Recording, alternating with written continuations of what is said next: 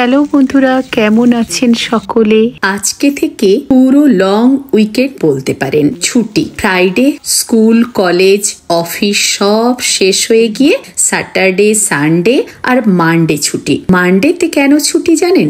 পুরো ইউএস ছুটি, এই জন্যই লেবার ডে। বাড়িতে থাকলে কি হবে, একটু যে দেরি করে উঠবো তার কোনো শান্তি ছিল না। আগের দিন মেসেজ করে দিয়েছিল সকালবেলায় 8:30টার মধ্যে প্রেস কন্ট্রোলার চলে আসবে। ছোট ছোট লাল রঙে পিঁপড়ে দেখা গেছে বাড়িতে, আর এই পিঁপড়ে ভীষণ সাংঘাতিক হয়। ইউএসএ আমি কখনো দেখিনি এই ছোট্ট পিঁপড়ের মারাত্মক ক্ষতি করতে পারে আপনার। যেই কামড়াবে, যদি কোনো অ্যান্টিসেপটিক হিসেবে ক্রিম ব্যবহার না করা যায় তাহলে একেবারে চারদিক ফুলে যাবে। প্রেস কন্ট্রোলারকে বলা হয়েছিল প্রেস কন্ট্রোলার চলে আসবে সকাল 8:30টার মধ্যে। না উঠতে উঠতেই ওরা চলে এসেছে। এদিকে ছোট মেয়ে সকাল সকাল উঠে এক্সারসাইজ করে আলু ভাজা, আলু কেটে আর এদিকে আটা মেখে আবার দেখুন কালো জিরেও দিয়েছে আটার মধ্যে, দিয়ে পরোটা করছে একদম অল্প তেলে, মায়ের মতো অলিভ অয়েল দিয়ে। আসলে আমরাও মায়ের কাছ থেকে শিখেছি। এটা ওইটা পরোটাগুলো আসলে পাতলা পাতলা হচ্ছে, ওই জন্য বেশি ফুলছে না। তবে আগের থেকে অনেক ভালো শিখে গেছিস।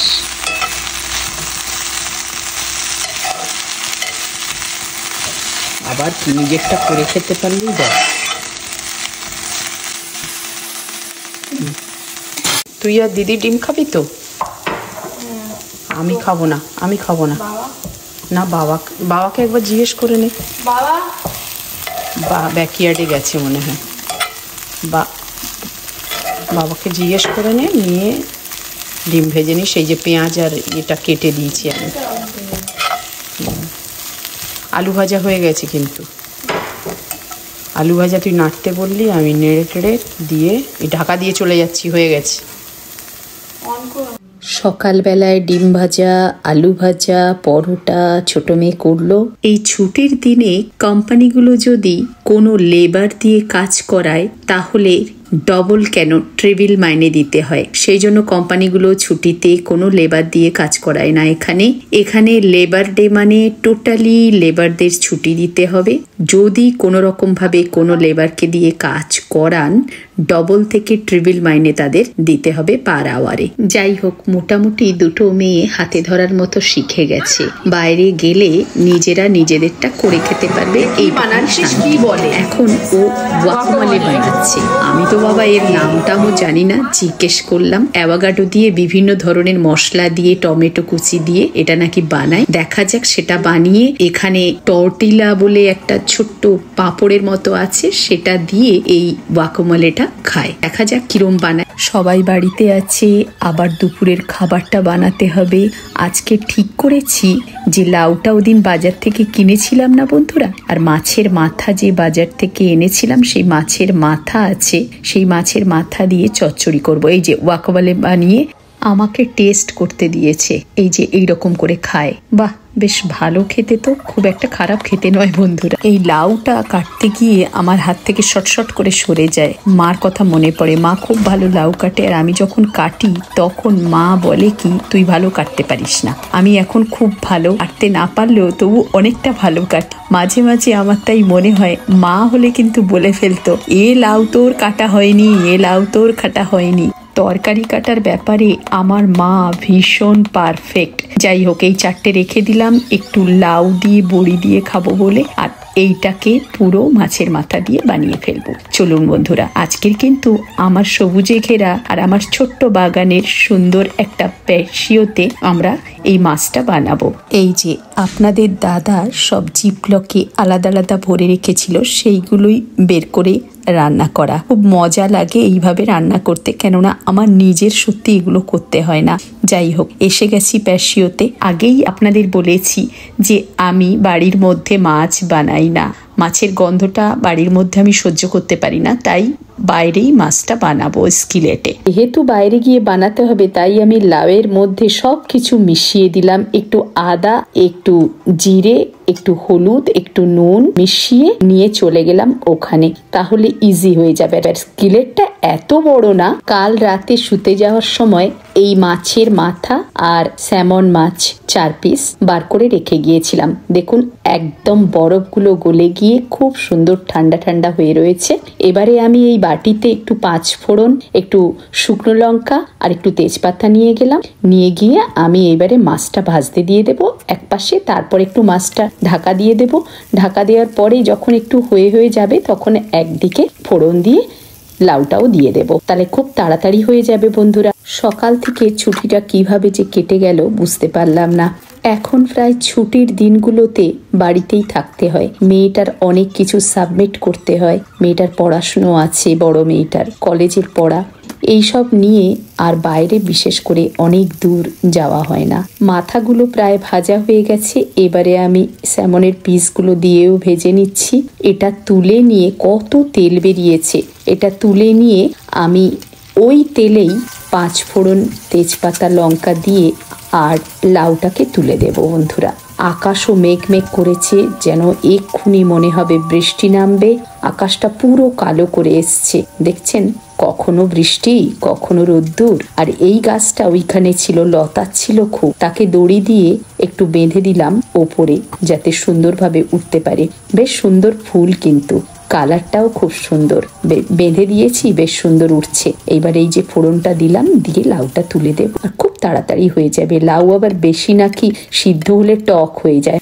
আমেরিকাতে এই ভেতরে মানে বাড়ির মধ্যে মাছ রান্না করলে যতই আমাদের চিমনি থাকুক না কেন, বাইরে ফেলুক না কেন, কাঠের তৈরি ঘর, কাঁচ দিয়ে ঘেরা না, একটা গন্ধ থেকেই যায়। বিশেষ করে যদি কার্পেটওয়ালা ঘর হয় আরও সেটা অ্যাবজর্ব করে। সেই জন্য আমার মনে হয় মাছটা বাইরে বানালে, ব্যাকইয়ার্ডের কোনো জায়গায় বানালে ঠিক হয়। শেষে চচ্চড়িতে সামান্য একটু গুড় দিয়ে দিলাম। এইবারে একটু ঢাকা দিয়ে দেব, বাস 1 মিনিটে তৈরি হয়ে যাবে আর আমাদের লাঞ্চ কমপ্লিট। এই চচ্চড়ি আর মাছ ভাজা দিয়ে আমরা ভাত খাবো। আর এক্ষুনি অনলাইনে বসে আপনাদের দাদা দেখলো ছেড়ে দিই। আরে লাইক দূর, বহুদূর মানে জানো, মানে মেঘ করে তো মেঘলা মেঘের মেঘেতে না, মেঘলা মেঘের গানটা বলো। ও মাই গড, কি ও মাই গড, মেঘলা মেঘের কি ও মাই গড, মেঘলা মেঘের সাজ পড়েছে। যে এক জায়গায় নাকি ইলিশ মাছ পাওয়া যাচ্ছে, চলুন তো যাই দেখতে সেখানে ইলিশ মাছ পাবো কিনা। অনেক দিন হলো ইলিশ মাছ খাই না। আমরা যে বেটাউনে থাকি বন্ধুরা, এখানে কোনো মাছের দোকান নেই যেখানে আপনি ইলিশ মাছ পাবেন। ইলিশ মাছ পেতে গেলে অনেক দূরে যেতে হবে, তাও পাওয়া যাবে কি জানি না। তাই যাচ্ছি আজকের, চলুন দেখা যাক ইলিশ মাছ পাই কিনা। আরে পাওয়া যদি নাও যায়, একটু লং ড্রাইভ হয়ে গেল, আকাশ মেঘলা মেঘলা করেছে, বেশ ভালোই লাগছে। ছোট মেয়ে, আমি আর ওর বাবা চলেছি। এটা টোলের রাস্তা। ওই দেখুন ফটো তুলে নিল, আমাদের গাড়ির শুদ্ধ নাম্বার শুদ্ধ ফটো উঠে গেল। এই ফটো সমেত আপনাদের দাদার মেলে আসবে বিলটা। এই যে রোড আমরা ক্রস করেছি, রোডের ওপর দিয়ে যাচ্ছি, তার একটা বিল আছে, টোল ট্যাক্স, সেটা আসবে বাড়িতে। বড় মেয়ে ওই যে বললাম ছুটির দিনে, আজকে নাকি 12টার মধ্যে আবার সবকিছু সাবমিট করতে হবে, তাই ও এলো না। যাই হোক, চলুন বন্ধুরা দেখা যাক ইলিশ মাছ পাই কিনা। ইন্ডিয়াতে যেমন পার কিলোমিটারে গাড়ি চলে, এখানে পার মাইলে গাড়ি চলে। আর একটা গাড়ি থেকে একটা গাড়ির যতটা মাপ হয় ততটা কিন্তু ডিস্টেন্স রাখা উচিত। আর 120 কিলোমিটার বেগে যেমন ইন্ডিয়াতে গাড়ি চলে পার কিলোমিটারে, তেমনি এখানে পার মাইলে মিনিমাম তো 60 থেকে 70 পার মাইল আছে, কিন্তু অনেকে 80-90ও চালায়। এখানে স্পেস সেন্টারের কাছে ইলিংটন এয়ারপোর্ট বলে একটা আছে, আমি জানতাম না, এই দেখলাম প্রথম। এই রাস্তায় অবশ্য আমি প্রথম যাচ্ছি। যেখানে আমরা যাচ্ছি ইলিশ মাছ দেখতে, সেটাও একদম আমাদের কাছে নতুন। আমরা জানি না কেমন দোকান, তবে নামটা শুনে যতদূর মনে হলো হয় পাকিস্তানি দোকান হবে, না হলে বাংলাদেশি দোকান হবে, ঠিক জানি না। চলুন যাই, দেখা যাক কিরকম দোকান। ইলিশ মাছ খাওয়ার জন্য কত দূর আসা। আর এই ইলিশ মাছ খেয়েছি আমাদের বাড়িতে আমার বাবা আনতো বিরাট বড় বড় ইলিশ মাছ, তেল দিয়ে ডিম দিয়ে, মানে মাছের ডিম ভাজা দিয়ে তেল দিয়ে ইলিশ মাছ ভাজা খেয়ে সারা জীবন যদি এখন ইলিশ মাছ না খাই না, মনে হবে হ্যাঁ ইলিশ মাছ খেয়েছি। এমন করে খাইয়েছে। দেখুন দোকানে এসে গেছি, ও মা এটা তো একটা শপিং মল, তো দেখে মনে হলো পেছনে মাংস কাটে এখানে, কিন্তু আমরা দেখলাম এখানে ইলিশ মাছ নেই, কোনো মাছই নেই এখানে। বলল যখন ইলিশ মাছ এসেছিল তখন কাটা ইলিশ মাছ ফ্রোজেনে ছিল, সে বিক্রি হয়ে গেছে। এখন মনের দুঃখ নিয়ে আমরা বাড়ির দিকে ফিরলাম বন্ধুরা। ইলিশ মাছের খোঁজে কত দূর গেলাম দেখুন। একদিক থেকে না ছিল খুব ভালো, এই ফ্রোজেন ইলিশ মাছ, কাটা ইলিশ মাছ খেয়ে কি লাভ বলুন? আমরা বাঙালি মাছে ভাতে জন্ম আমাদের, সেইখানে যে ইলিশ মাছ খেয়েছি এই ইলিশ মাছ মুখে লাগবে না জানেন। আসার পথে এই জবা ফুলের গাছ দুটো আমি নিয়েছি, এক জায়গায় নেমেছিলাম। এটা আবার জানেন ফেসবুক মার্কেট প্লেস থেকেই আমি এই ঠিকানাটা পেয়েছি। এখান থেকে কম দামে চারা গাছ কিনতে পাওয়া যায়, সেখান থেকে ওই গাছ দুটো আমি নিয়ে এলাম, একটা লাল জবা আর একটা হলুদ জবা। এই বেলফুল গাছটা আমি পুরনো বাড়ি থেকে এনেছি, এই গোলাপ গাছগুলো সব আমি পুরনো বাড়ি থেকে এনেছি, জিনিয়া এগুলো এনেছি আমার ফ্রন্ট সাইডে লাগানো, এগুলো ঘরের ফ্রন্ট সাইডে লাগিয়েছি। বাড়ির মধ্যে ঢুকে একটা দারুণ জিনিস দেখলাম আর আপনাদের সঙ্গে শেয়ার করলাম। দুই বোন কি সুন্দর নিজেদের মধ্যে কথা বলে। ছুটির দিনগুলো কিভাবে কেটে যায় বুঝতে পারি না। আমরা দুই মেয়ে আর বাবা মা চারজনে বসে দুটো সিরিয়াল বাংলা দেখি জানেন। সেই দুটো সিরিয়ালের মধ্যে একটা হলো ফুলকি আর একটা হলো জগদ্ধাত্রী। এই দুখানা সিরিয়াল আমরা চারজনে দেখি। আমার মেয়েরা যতই কাজ থাকুক এই সময় এসে বসে পড়ে টিভি সিরিয়ালের সামনে, বেশ ভালো লাগে, চারজনে মিলে দেখি। এই সময় আবার আমাদের চারজনের মধ্যে বিভিন্ন ধরনের কথাবার্তাও চলে। এই চিকেন গ্রিল বানাচ্ছে, এই আমাদের ডিনার হবে বন্ধুরা। এখানে গ্রেপস ফ্রুট বলে বাতাবি লেবুকে।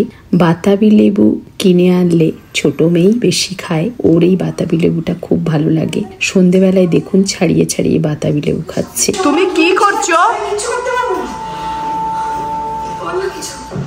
কি করছো? কি চিকেন? চিকেন গ্রিল দেখি কিরকম করো। চিকেন গ্রিল এসে গেছে, সবাই মিলে আমরা সুপার সিঙ্গারও দেখি, যেটাতে নেহা কাক্কার জাজমেন্টশিপে আছে, ওইটাও আমরা দেখি বসে বসে। ছোট ছোট বাচ্চারা কি সুন্দর গান করে, বেশ ভালো লাগে। ডান্সও আমরা দেখি, ডান্সের রিয়েলিটি শো গুলো আমরা দেখি। চিকেন গ্রিল সাথে পেঁয়াজ ভাজা আর দুপুরের একটু ভাত বেঁচেছিল, সেইটা ওই তেলে ফ্রাই করছে একটু। আমাদের রাতের ডিনারের সাথে সাথে ভিডিওটাও আমি এখানে শেষ করছি। আমরা কেমন করে ছুটির দিনটা কাটালাম, কেমন লাগলো আপনারা নিশ্চয়ই কমেন্ট করে জানাবেন। আর যদি ভালো লেগে থাকে লাইক দিয়ে সাথে থেকে যাবেন। ভালো থাকবেন সকলে, নমস্কার।